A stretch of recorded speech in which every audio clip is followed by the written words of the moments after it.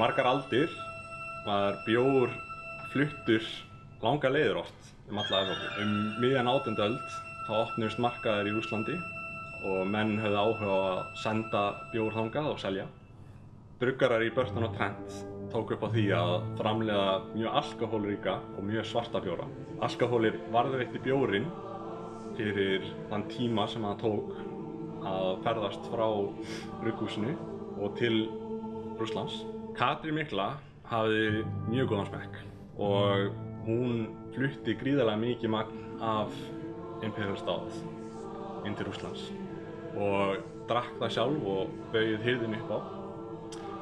Og þaðan kemur nafnið á stílnum, Russian Imperial Stout. Fyrsti þorraborgar kom árið 2012 og heitir Surtur. Og það planið hjá okkur að koma með nýjan sust á hverjum einasta ári sem þorrabjór. Ég og Valli erum báðir miklir bókmenntaormar. Það sem við höfum báðir gaman af norrænni goðafræði, að þá gaman frá því að segja að nafnið Surtur kom til okkar beggja.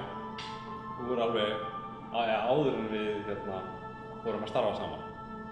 Bjórinn Surtur nefndur í höfuð á eldjöfninum Surti sem spila stórt hlutverk í norrænu goðafræðinni og þá fyrst og fremst í Ragnarökum þar sem hann bókstaflega leggur smiðshöggið á endalok heimsins. Og þetta nafn sem okkur finnst vera mjög hentugt fyrir bjór í þessum stíl. Jæja, þá annar árgangurinn af Surti kominn í flöskur og ræðir 9% Imperial Stout. Við vildum fara aðeins aðra leiðir með þennan heldur en með síðasta. Þar á meðal að lækka aðeins alkóhólinnihaldið og gera hann aðeins svona léttari ef svo má segja. Já, síðan eru líka aðeins búin að fókusera á ákveðin mölt frá Belgíu sem eru gefa dálítið skemmtilegan karakter í hann.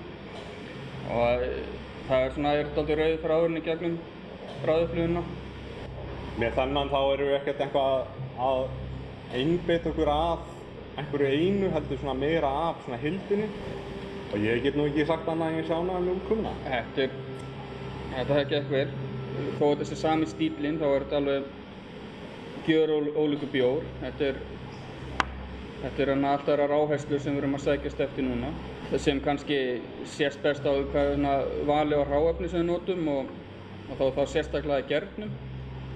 Þar sem við ætlum að notum í hann 3 típur af geri sem frekar óvenjulegt, almennt þetta nú bara venjulega einn gerstofn sem notaður.